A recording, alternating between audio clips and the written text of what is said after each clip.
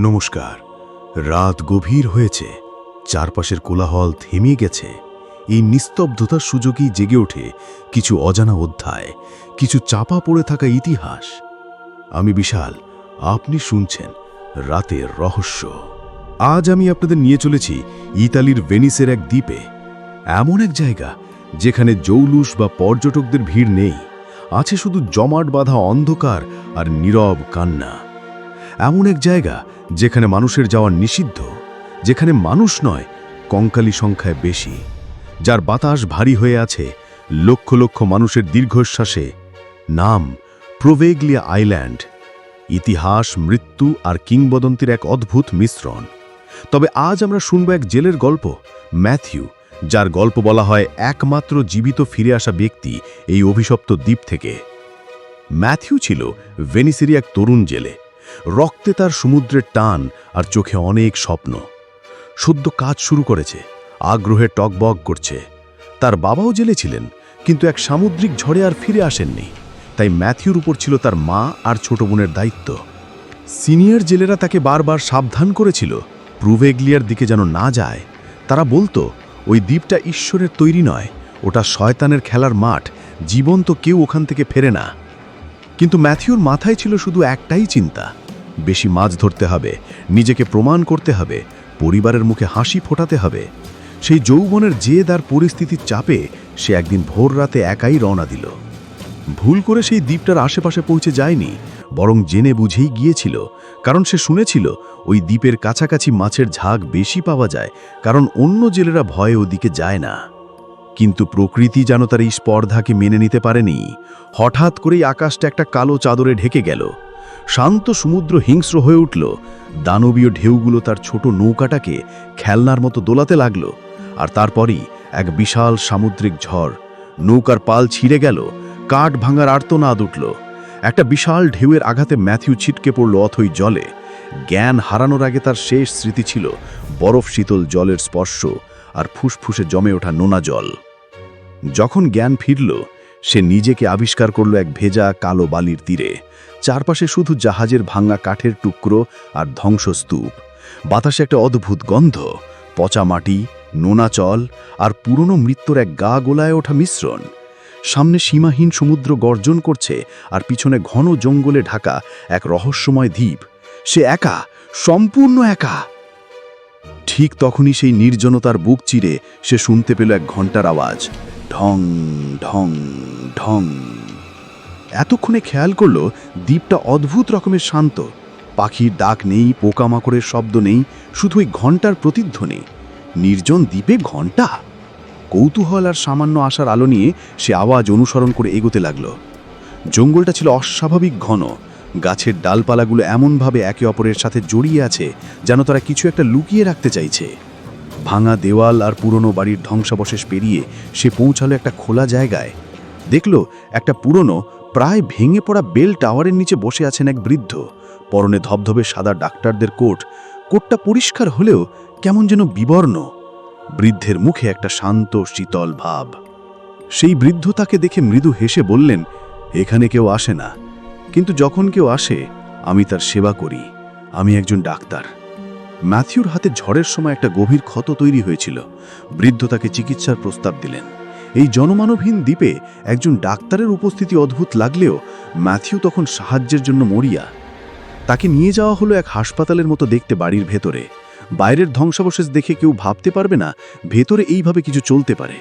Matthew অবাক হয়ে দেখল ভেতরে আবঝা আলোয় বেশ কয়েকজন রোগী বিছানায় শুয়ে আছেন, কয়েকজন নার্স হেঁটে চলে বেড়াচ্ছেন। সবই যেন স্বাভাবিক, কিন্তু একটা গভীর অস্বাভাবিকতা ছিল। রোগীদের চোখে ছিল আতঙ্ক। তাদের চোখগুলো জীবন্ত, কিন্তু দৃষ্টিশূন্য। একজন রোগী তার দিকে তাকিয়ে বিড়বিড় করে কিছু বলার চেষ্টা করছিল, কিন্তু তার গলা দিয়ে কোনো আওয়াজ বেরোচ্ছিল না। একজন নার্স পাশ দিয়ে হেঁটে গেল, কিন্তু তার পায়ে কোনো শব্দ হলো না। ডাক্তার ম্যাথিউকে নিয়ে গেলেন একটা ছোট ঘরে। ঘরটা পুরনো দিনের চিকিৎসার যন্ত্রপাতি দিয়ে ভরা। মাথা খোলার যন্ত্র, চামড়া কাটার ছুরি আর কিছু অদ্ভুত সূচ যা দেখে শিরদান্ডায় ঠান্ডা স্রোত বয়ে যায়। জানলার বাইরে কিছু আবছা ছায়ামূর্তি দাঁড়িয়ে ম্যাথিউকে দেখছিল। ঠিক তখনই ডাক্তার শান্ত গলায় বললেন, এই পুরো হাসপাতালটাই একটা ধ্বংসস্তূপ। শুধু এই ঘরটাই আমি আমার গবেষণার জন্য আমার চিকিৎসার জন্য বাঁচিয়ে রেখেছি।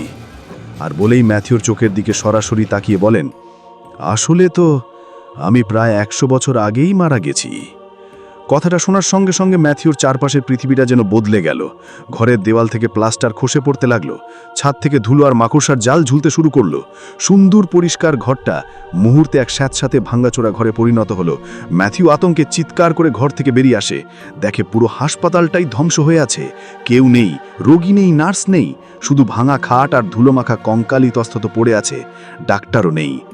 তখনই সে শুনতে পেল আবার এক আর্তনাদ, কিন্তু এবার সেটা সাহায্যের নয়, যন্ত্রণার। ভয় ভয় ফিরে গেল ঘরের ভেতরে। এবার সে যা দেখল তাতে তার রক্ত জমে গেল। সেই ডাক্তারই দাঁড়িয়ে আছেন, কিন্তু তার মুখটা বিকৃত, সাদাকুট রক্তে ভেজা, আর চোখে জ্বলছে প্রতিশোধের আগুন। তিনি হিসিসে গলায় বললেন, আমি মরেছি ঠিকই, কিন্তু আমার চিকিৎসা শেষ হয়নি। এখানে যারা আসে তাদের আত্মার চিকিৎসা আমি করি, চিরকাল।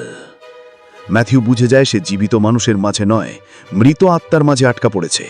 সে দেখতে পায় তার চারপাশে শুধু কঙ্কাল আর মানুষের হাড়গোড়, যেগুলোতে এতক্ষণ তার চোখে পড়েনি। একরকম পাগলের মতো সে দৌড়াতে শুরু করে। হাসপাতালের করিডোর দিয়ে দৌড়ানোর সময় সে শুনতে পাচ্ছিল হাজার হাজার আত্মার কান্না আর ফিসফিসনি। আমাদের বাঁচাও, এখান থেকে পালাও, ডাক্তার তোমায় ছাড়বে না। গেটের উপরে ঝুলে থাকা পুরনো মরিচা ধরা সাইনবোর্ডে সে দেখল লেখা আছে অ্যাসাইলাম, অর্থাৎ এটা ছিল এক মানসিক হাসপাতাল। কোনো মতে উপকূল পর্যন্ত দৌড়ে গিয়ে সে ভোরের আবছা দলা এক উদ্ধারকারী নৌকা দেখতে পায়। কিন্তু এখানেই গল্প শেষ নয়। যখন সে প্রায় অচেতন অবস্থায় ওই নৌকায় উঠল, তখনও সে স্পষ্ট শুনতে পাচ্ছিল সেই বেল টাওয়ারের ঘণ্টার আওয়াজ, ঢং ঢং ঢং। সে নৌকার লোকদের কাপা কাপা গলায় জিজ্ঞেস করে, আপনারা ঘণ্টার আওয়াজ শুনতে পাচ্ছেন?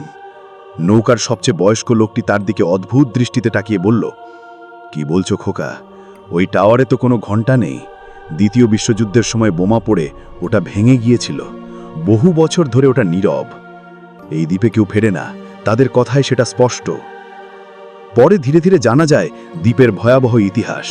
14 শতকে প্লেগ মহামারীর সময় ভেনিসের হাজার হাজার রোগীকে এখানে জীবন্ত অবস্থায় এনে ফেলা হতো।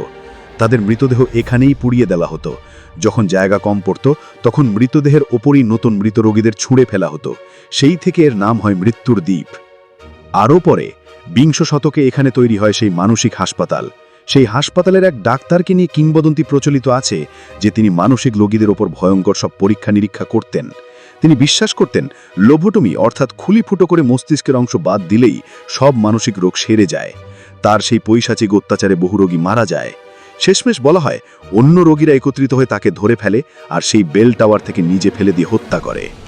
তাহলে ম্যাথিউ কি সেই ডাক্তারের আত্মার পাল্লায় পড়েছিল? সেই আত্মা কি আজও তার অসম্পূর্ণ চিকিৎসা শেষ করার জন্য অপেক্ষা করছে?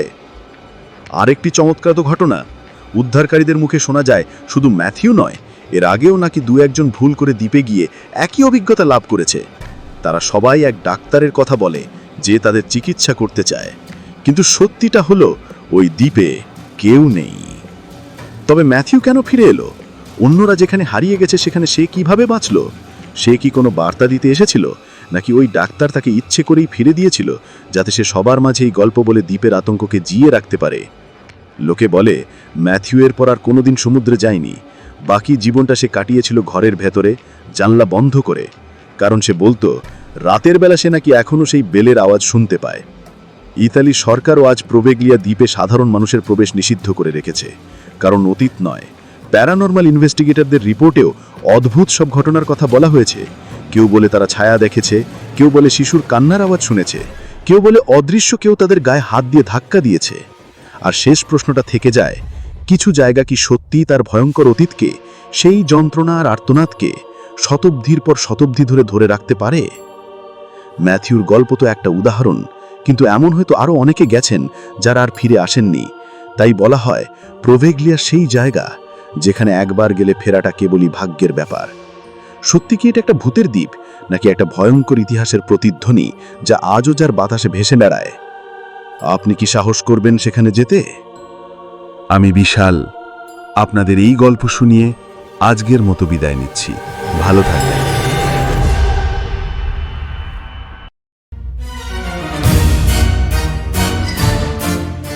শোনার জন্য ধন্যবাদ। আপনি শুনছিলেন রাতের রহস্য। শুনুন রাতের রহস্য প্রতি শুক্র ও শনিবার ইউটিউবে।